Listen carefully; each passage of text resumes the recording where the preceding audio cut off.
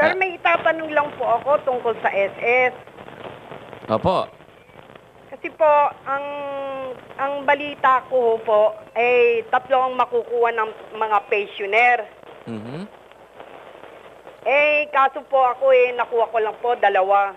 Kaya itatanong ko po kung dalawa lang talaga ang makukuha. Isang sweldo, saka isang, tinatawag ba 30 months? Miss Beth Suralvo, naintindihan niyo po yung katanungan ni Nanay Josefina?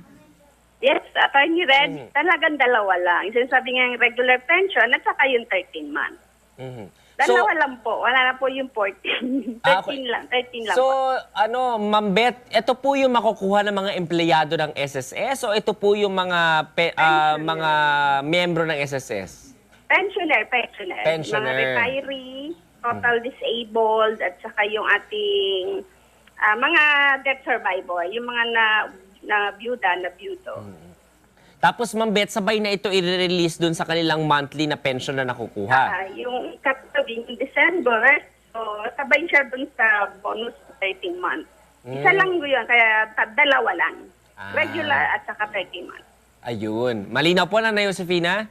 Po yung isa. Yes. Regular po at saka yung 13th month po yung matatanggap nyo. Opo. Kasi may napanood kami sa TV po na tatlo daw ho makukuha. Dalawa mauuna, isa lang ang mahuhuli. Ma'am Beth, pa-correct nga yun kung tama ba yung napanood nila? Mali po yun, saan po kayang stasyon o sino po yung nagsabi. Kasi po talagang 13 months lang po. Wala na akong pang 14. Yan. Kung saan kasi kayo nanonood, nanay eh. Wala din sa TV, wala ang ganun. Oh, Nanay Josefina, no, baka ang nasa isip nung sumagot nun ay yung 13th month pay po na nakukuha ng empleyado kasi po pwede po yun makuha ng kalahati ng taon, ng June, at saka pwede pong hatiin yun. Tapos yung pakalahati po makukuha naman po ng Desyembre. Baka ganun po yung nasa isip niya na 13th month pay. No? Pero mas sundin po natin yung dito sa kinatawan ng SSS na si Miss Beth Suralvo. Sa UNTV. Oo, sa UNTV. Sige po. Okay po, Nanay? Thank you po. Okay, night. Sige, maraming salamat, Nanay Josefina Morales. Back to you, June.